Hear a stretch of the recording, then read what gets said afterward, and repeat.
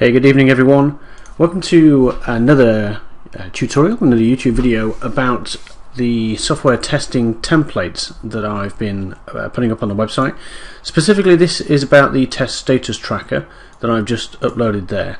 Here we are on the blog.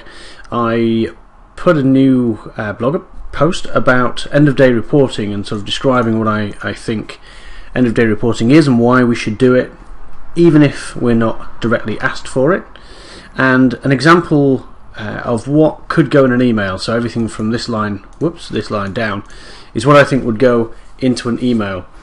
So I just want to very quickly explain what we're looking at here, and then I'll show you the Excel sheet, the template that we're able to derive this reporting from. So simple enough, we've got the title here, and I always like to put, and anyone that's worked with me will know it's usually in brackets, the name of the project within the email title, just because we get so many emails, end of day update, and then a particular day. Right, straightforward enough. But again, nice and consistent and clear, and something I say in here is, make all of it nice and consistent and clear. So as soon as someone gets your end of day update, they know exactly what it's about. 3 bits of leading information here, because this is what your manager or the stakeholders will look at. Almost, this is it. They may just stop here, and in fact, I've tried to write this in the order that I think people will stop reading. So, the high level management will go, what is the red, amber, green status? So red, the plan is completely shot. We haven't got a resolution for bringing it back on track. It's out of control. Amber is, there are problems with the schedule or maybe the scope, the delivery, but they're manageable, and we understand how we should be able to go to green. So green is everything is fine, everything's on plan, there are no issues, we're just rolling along. So in here I'm showing that this one is amber, and yes, my use of colour is something again that people who've worked with me will know I'm very fond of. So here it is, it's amber, and we have 2 dates. We have the planned complete date. This is what is on the schedule. This is what the project manager has published. This is what the business believed we were going to achieve. Right? This is, and define complete. Complete what? Well, complete reviewing test cases, writing test cases, automating them, executing them, whatever this is about. And hey, Monday 21st of July, okay, but it looks like our expected complete date now is Thursday 24th, as of the point of this email. We may be able to recover that, but that's where we are now.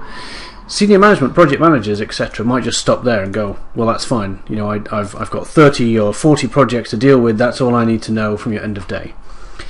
A test manager that you might be reporting into, or maybe the project manager, might say, well, why? What happened? So here's a little 2 or 3 line narrative of this is the highlight from today. This is the hot potato. If you go into a meeting with your manager tomorrow, if your manager says, hey, so what's happening with that testing project? This is what they need to know straight away. God, that's confusing. Okay, this is the information they need to know. Drilling down, we're going to give some numbers, and we're going to break that down. So we're going to say, look, of the 126 test cases that we planned to work with, and that could be to write, to execute, to whatever. In this case, execution is 10 test cases behind plan. Okay, so what have we got? We've got a total executed of 87. So it should be 97, but we're up 7 from yesterday. So if they look at yesterday's plan, this will say 80. So it's 7 up, right? But they don't need to go back and review. Or it's 69%. Some people deal with percentages better, which is up 6% from yesterday. And then we break it down a bit further. We go, of which, and these are the classic, statuses. It's pass, fail, blocked. I mean, you could have it in not executed, executed, etc. So we've got executed here. I'm trusting they can do a quick math from 87 to 126 and just go, okay, I get what's obviously not executed. But of what you've done, what was the outcome of that testing? Well, right now, 65 of them have passed, and we're up 6 from yesterday. Okay, so we're plus 7, we've got 6 that have now passed. Great.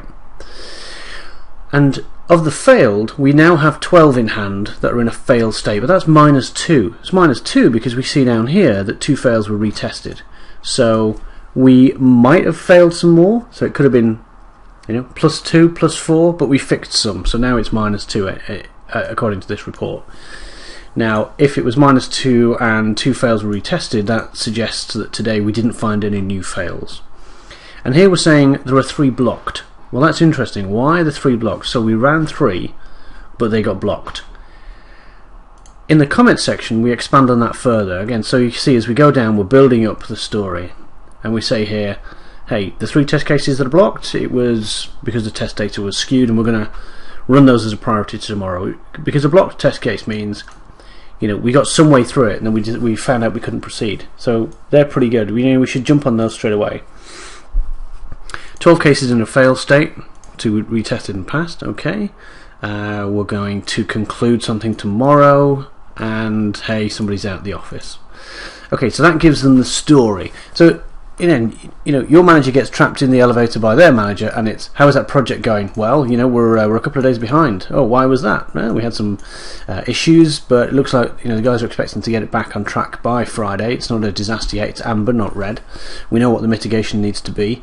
Right. So what is the story at the moment? How is the testing going? Well, you know, we've got 126 planned, and we've done 87, 65%, 69% passed. Da da da. Okay. So what exactly are your team going to work on tomorrow? Well, here you go in the comments section here. Now, we've added a chart in here, and again I'll show you where this chart comes from in a second, as a little snapshot. So this gives our historic trend, because this is very, you know, it's very current. It's just about today. We have a little insight into yesterday, but again, as we come down the report, it shows us exactly. So we're obviously here. Should be. Okay, this doesn't exactly match. You work with me with that. It's just an example, and we can see that there's some kind of, you know, we're not exactly on track here. And again, I'll go into this a bit more detail. If you are familiar with this chart, you'll be able to look at it and go, I see the trend. I see where we are. Okay, we've gone back to green, and again, I'll show you what that means. That is the end of day report, and I would suggest sending this out every day. And the way that I send this out is I reply to my own email, and I keep an email thread for a week. So if I go back and someone says, what happened last week, I can look at the entire email thread. I usually do an end of week report as well, end of week wrap up. But that's what this means. So this section here is what I would put in an email. Okay, so the template, and I suggest you, I'm going to put a new blog post up because some people prefer that way, but hence this video as well. The template is obviously in the templates section, and go and grab it as an XLS. Here we go. So, you know, click on the image, click on here, and grab the XLS template, and it looks like this. Let's just minimize that off. This is the Excel tracker. Okay, part 2 of the video, and let's have a detailed run through of what we've got here. We've got an About tab, which gives you some instructions about this template. What is this template providing us? Each of the tabs, so we want to fill in the project details. We've got the daily tracker tab, the data table tab, the issue tracker tab, and the downtime tracker tab down here. Okay, and this is a little instruction about what each of them are for. One thing you need to do is go and fill in these project details, because these project details get used throughout the tracker. So we would put test project in here. Let's change this, and I'll show you how this works. Let's call it YouTube test. Alright, 21st of July. Well, let's change that to the 22nd, just as an example. And 216. Let's I don't know, 250, let's say. Right, and so we change these details in here, and I'll show you where they get used in a second. Down here, it's just instructions. It's about the need for you to, you know, understand what the color coding is, and how we're going to declare slippage. And here I've said that if we are 0 to 9 test cases, whatever that is, writing them, executing them, automating them, whatever it might be, if we're in a range of 0 to 9, we'll say that we're still on track. Now, you'll need to know how many test cases per day your team can recover. So if you run 0 to 9 and then get to 10, get to 11, get to 12, you'll need to know how quickly you can recover before, you know, the week is up or the end of the test cycle is up. Whatever your deadline is, can you recover? If not, then green is probably not that meaningful for you. This is just an indicator to say, again, red, amber, green, right? 13 plus slippage says, I have a serious problem. I don't know how I'm going to recover this, either by the end of the week, whatever, if that's your project requirement, or by the end of the testing period. 10 to 12 says, I'm a little bit worried, but I can see ways out of this. We've got extra overtime. We can perhaps, pull in some extra people, just do a couple of hours extra each night, etc., whatever that's needed, right? So we've got a little indicator here to the project team. The data table is the main one we're going to fill in. So on the daily tracker, we don't really do anything, but on the data table we do. And the idea of daily edits, now I'll come on to that in a second, but what I'm saying here is you'll need to use the fill handle to pull forward the calculations in these cells, and I'll do it with you in a second. That's probably because my ability to write formulas is limited. They're okay, but if you paste all of this forward, it messes up the chart. So if somebody knows how to fix that, that'd be great. Issues and downtime are pretty straightforward. So this is your instruction sheet. Let's have a look at the individual ones. Individual pages. Now you'll see up here we've concatenated the title that we put in plus daily tracker chart. So that's where that name comes from, and that's the same on every sheet. So it's coming from here. This is about C7 daily tracker goes about C7 daily tracker chart, right? So that's where that comes in. Down here as well, we're pulling in from the issue tracker sheet. So there's pretty much nothing you need to do here except perhaps highlight the chart, copy it into your report. One thing I have done is manually add these little tags here.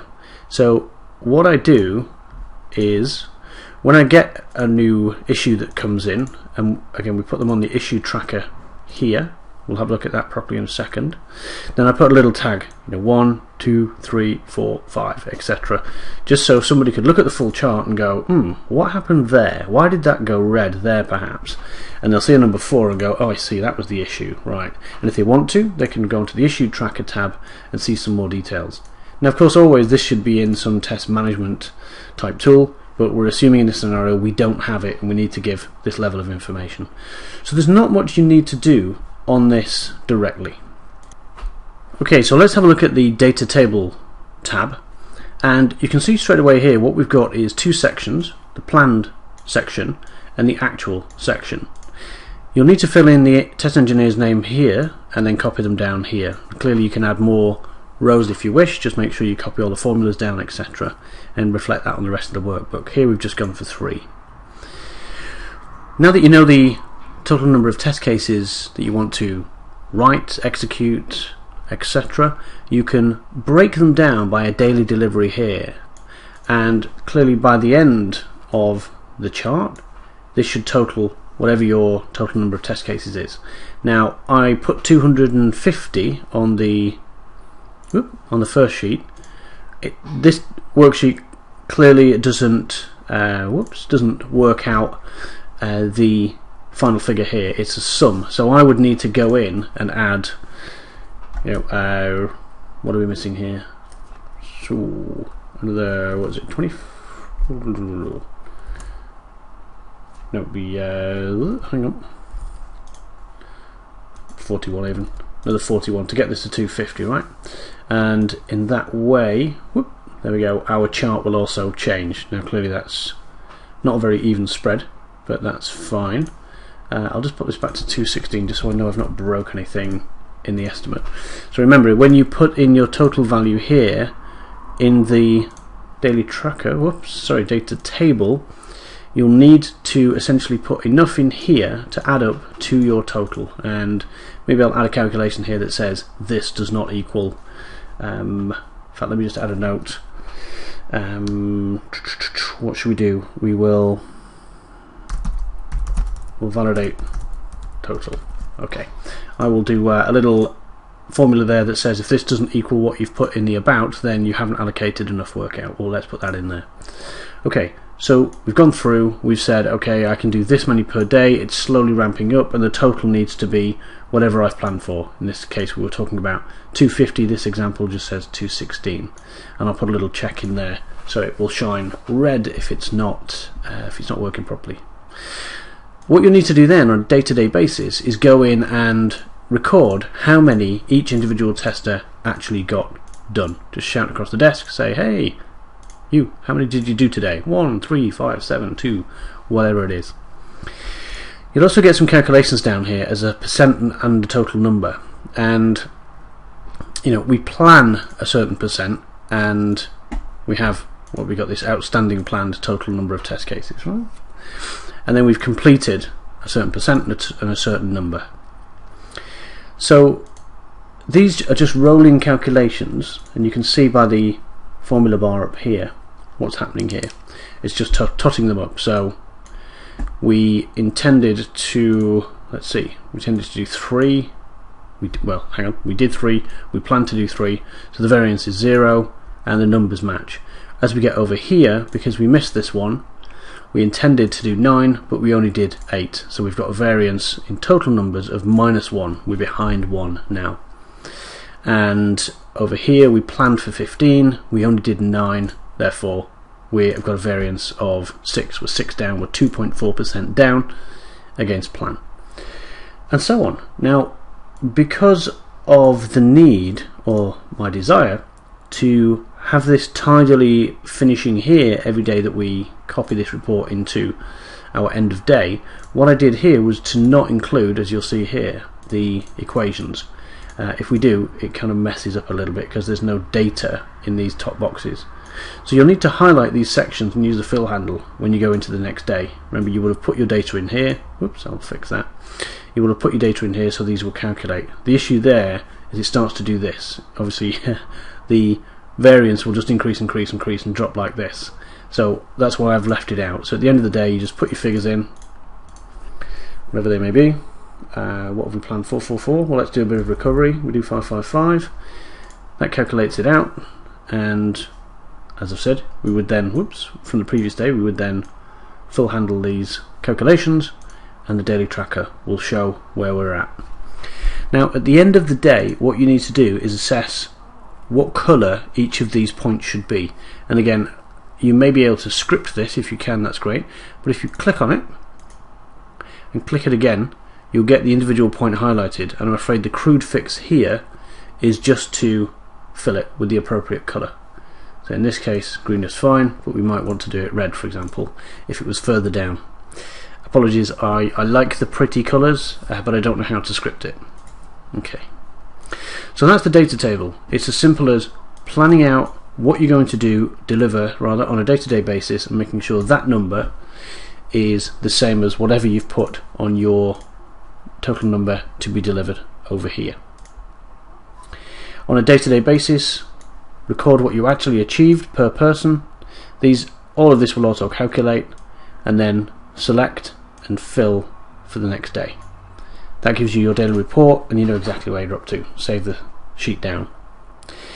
If a problem occurs, you're going to want to put some kind of new issue note, and what's the impacts, what action, who owns it, etc. And that will show up on the daily tracker. Here it is, you see. And then you can, as I've said before, you might want to then just copy this off and say, this is issue number 2, for example. So that when you issue your report, again, if you want to include a broader report like this page, maybe do a screenshot, you can start to show what's happening on a day-to-day basis and what the issue is. And probably attach this spreadsheet if that's what you're doing. If you're using Excel anyway, you're not really going to worry about emailing stuff around if you've got no test management tool. The other one is to put the downtime tracker on. Something that I've been called on before to do, let's have a look, is to say, well, hang on, this represents 8 hours work, right? So there's 8, 16, 24 hours of work here. So if you're behind by, okay, we're going to do 1, that there represents 8 hours of work. So you would want to be able to go to the downtime tracker and say, where did you spend that 8 hours of Well, I can see we lost 4 here because the test server went down, and then I'd need to see another 4. You'd be surprised how just a rough calculation like that, i.e., one person delivers, well, say 6 hours is usually wiser, and then start to look at these zeros and go, okay, so that's 6, 12, 24 hours, and you'll be surprised how accurate you can be just keeping a simple note like this. and how these figures will eventually add up to pretty much the same value, you know, give or take whatever it is given the length of your project. That is the status tracker, right? So it all starts up here. Fill in these sections here. Daily tracker, not much to do except, if you wish, change the color of these so you've got some indication of a RAG status, and maybe put the little flags in. Data table is where the work happens. You need to evenly distribute the work, or at least distribute the work in some sensible way, so you end up with a total over here that is the same as you've planned for. And then track day to day. Because of the limitations of my formula writing, you'll need to fill handle these each time. Whoops. And then on the issue tracker, record any issues. On the downtime tracker, record any lost time. I would suggest that for most projects of a reasonable size, this is enough. You've got pretty much everything you need here. You should ideally have a test management tool, but how often do we not? So there we go. I hope that made sense. Grab the template from the website and have a look over a couple of blog posts there. If you've got any queries, give me a shout.